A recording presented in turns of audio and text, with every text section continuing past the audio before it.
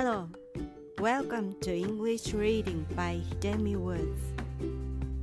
I'll read episodes from my books and talk about them. I hope you enjoy the show with me.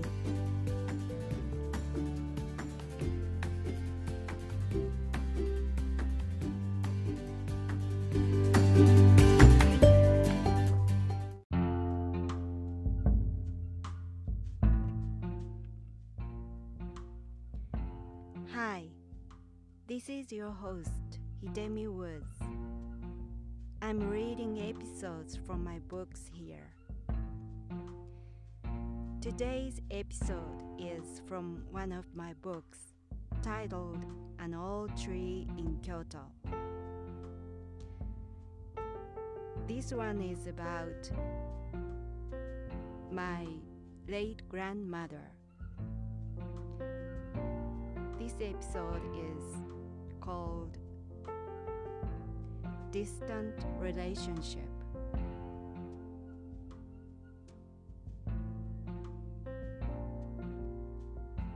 Distant relationship.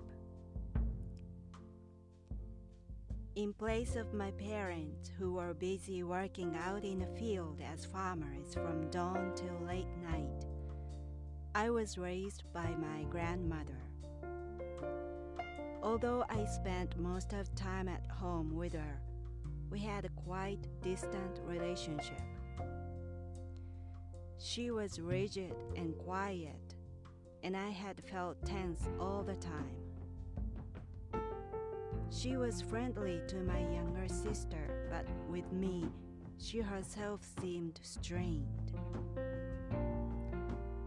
I was regarded as a successor of the family back then, and she treated me like some sort of VIP. She didn't accept idle talk and didn't understand any joke. Whenever I was talking casually, she stopped what she was doing right away and fixed her eyes on me to listen. So it was impossible to have relaxed conversation with her. Also, she was strict about manners and chided me for my way of eating, sitting at the table, or walking. Consequently, our meal times were silent. Sometimes she would set my meal at the table perfectly and retreat to her room like a servant. She hardly talked about anything personal, and even when I asked, she just shrugged it off as if it was irrelevant. I had lived with her for over 20 years, but I never knew her. 3 years have passed since she passed away, and she still remains as a mystery to me.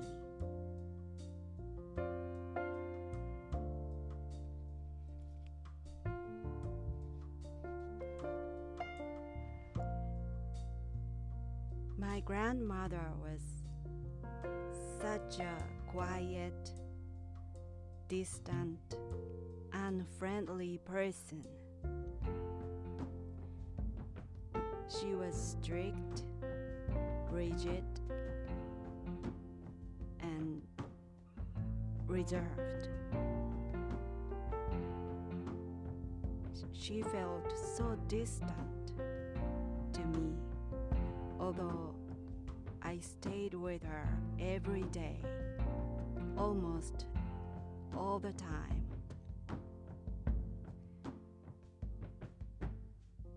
But I never understood what she was thinking or what she was interested in.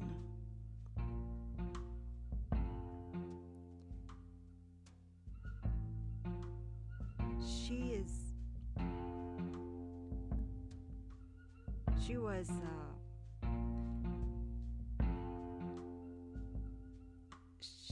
didn't have any friends, and she hardly went out. She just stayed at home every day, doing all the housework,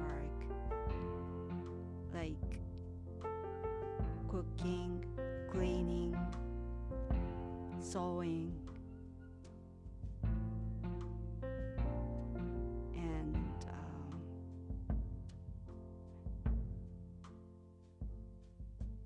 she was just watching TV or helped my grandfather at the yard. My grandfather was crazy about growing his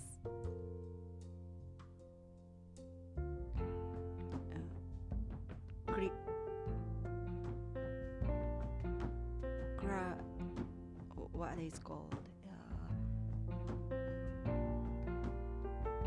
chrysanthemums flowers,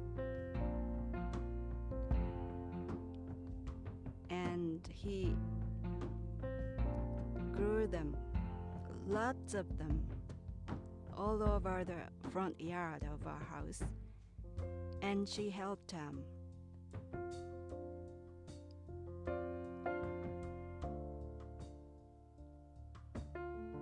And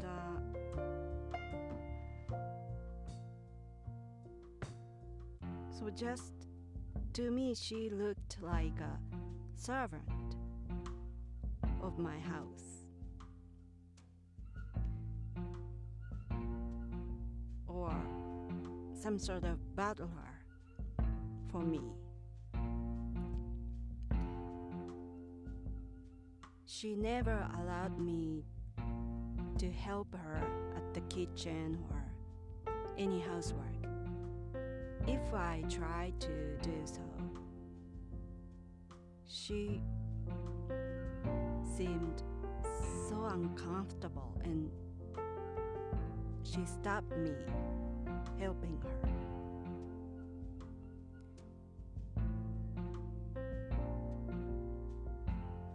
When she caught me by chance doing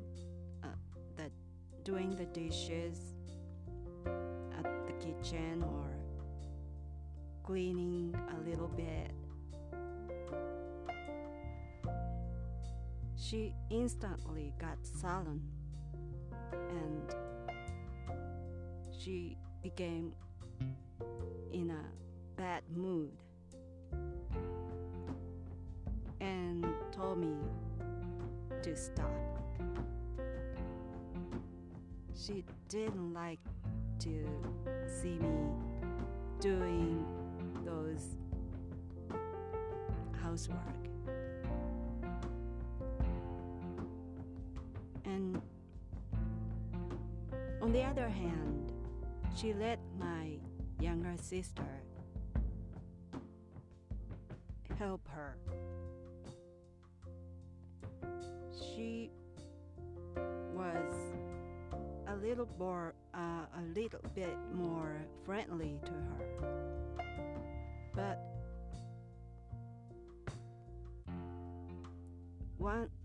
the minute I tried to join them, my grandmother got nervous, got strained to me, so she just stopped talking idly and asked me what she could do for me.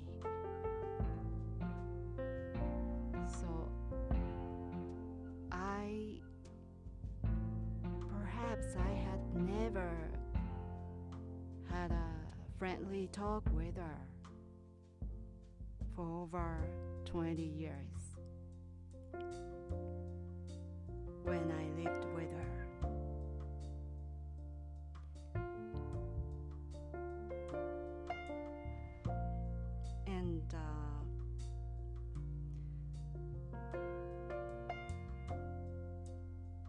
there was a Buddhist event one day at the local temple near my house during the summer break, and for that event, grandmothers of all the families in my small hamlet gathered at the temple with their grandchildren. And my grandmother took me there, and that was a special Buddhist event, and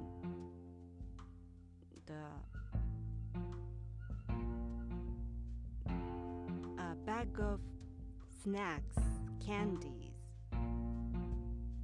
were handed to each child there.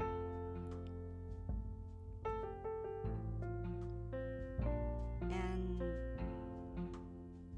I was talking with other neighbor friends, and my grandmother was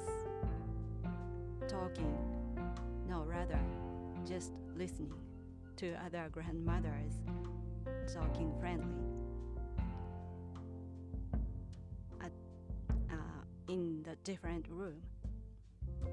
And children were talking and playing, and at some point we started to play with a bag of snacks. We began to put a bag on head and walking around the room in a circle, and trying not to drop the bag from our head. And it was fun, and we were laughing and walking and with a bag of snacks on our heads, and then someone opened the Japanese door that connected to the next room where grandmothers were gathering. And my grandmother happened to see me playing with other kids, stupidly, with a bag on my head. And as soon as she saw me playing like that, she called out my name and beckoned me to her room. And I went to her, and she scolded me so hard.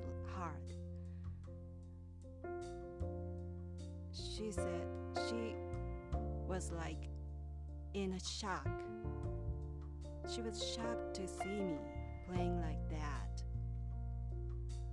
being a fool with other kids.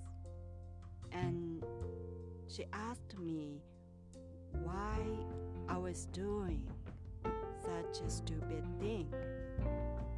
And I answered, I was just playing with other kids. They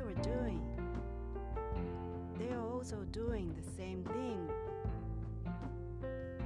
And she said they were allowed to do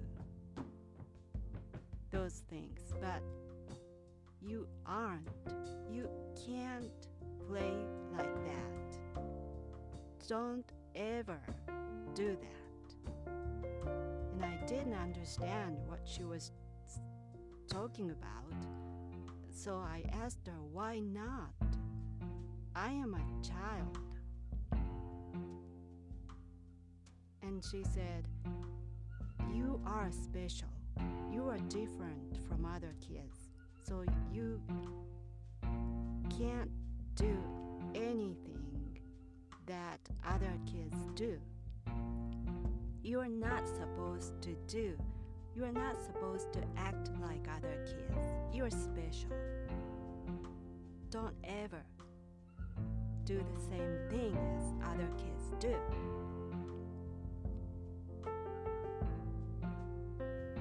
And she really instructed me to be different from other kids.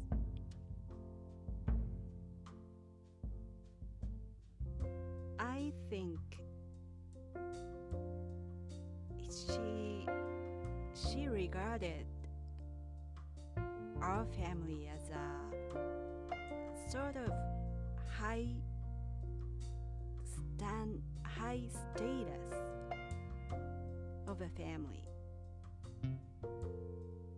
because our family used to be a powerful landlord of the area, and we had a vast amount of land used to own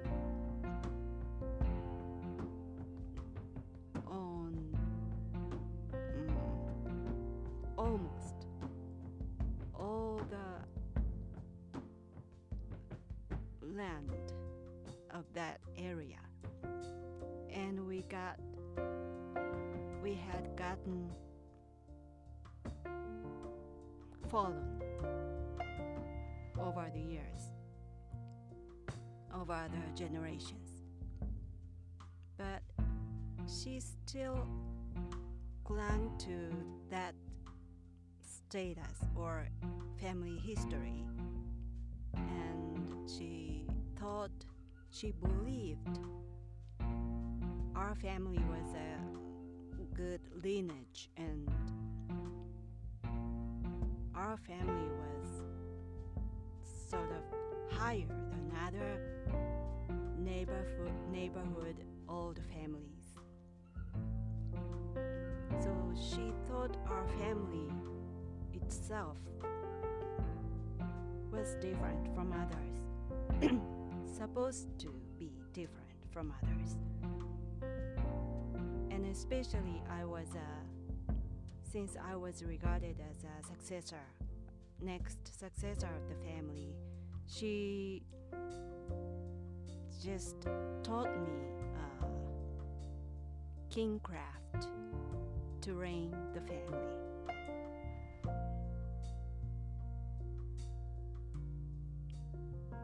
That's what she was trying to do for me. And she strongly taught me to be special and be different from others. And that teaching was tattooed in my brain, although my family succession ended with me, and there was no house or family remained. I had nothing to succeed anymore. But my grandmother's teaching remained so firmly in my brain. And to be honest, it didn't any good to me, because it's useless now that there was nothing to succeed our family was cut off. So my grandmother's king craft for me is now totally useless. On the contrary, it had many sorts of bad side effects, I think. It's completely counterproductive. It backfired me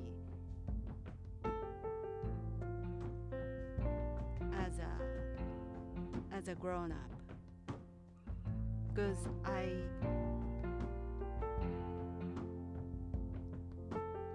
still don't have any friend, and it's because I still tend to think I'm different from others, and I still try not to do what others do. So I wouldn't work at the office. I wouldn't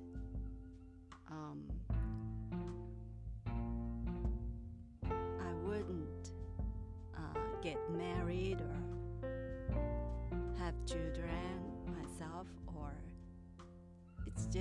I just couldn't, because of probably because of my grandmother's teaching. And I still unconsciously try to be different. So it totally backfires.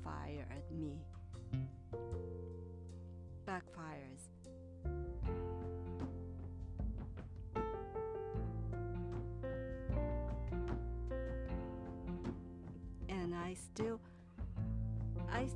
vividly remember when I was a child, and when I lived in that small hamlet in my old house. There was a very narrow path near my house, and once I was passing through, two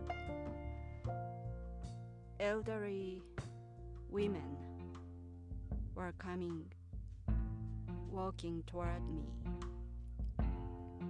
And ordinarily, we were passing each other in the middle of the path. But as soon as two women recognized who I was, they jumped with a surprise and just stopped walking and they let me pass by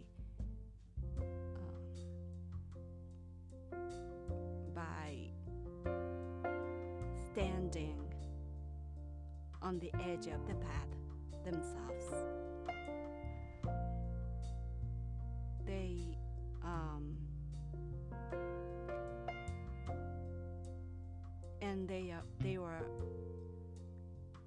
They were just standing on the edge of the path, bowing to me while I was passing beside them. So it seemed they remembered how powerful our family once was, and she recognized me as a successor of that family, so they couldn't pass me by. They just had to. They thought they had to keep themselves aside just to let me pass.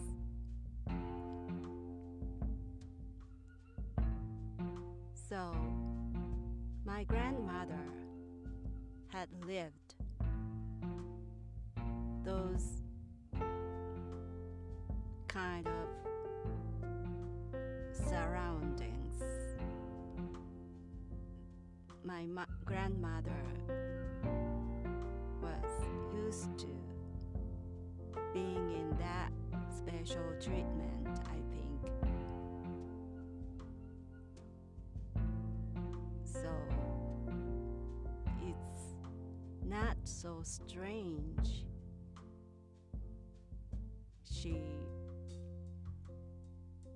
She believed I should be different. I should not do what others do. And it has paid me strangely.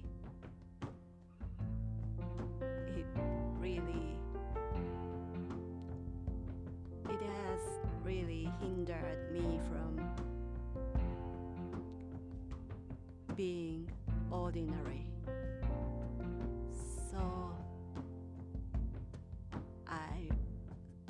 So ironic, I think.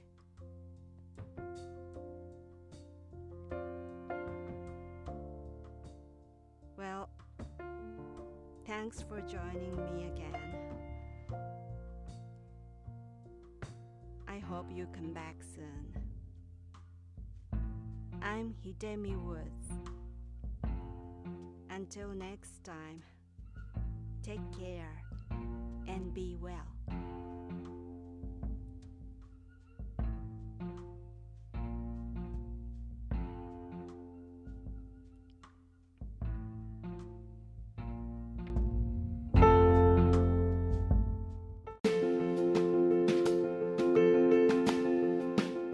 Audiobook, The Family in Kyoto, One Japanese Girl Got Freedom by Hidemi Woods on sale at online stores or apps. Apple Books, Google Play, Audible, 43 available distributors in total.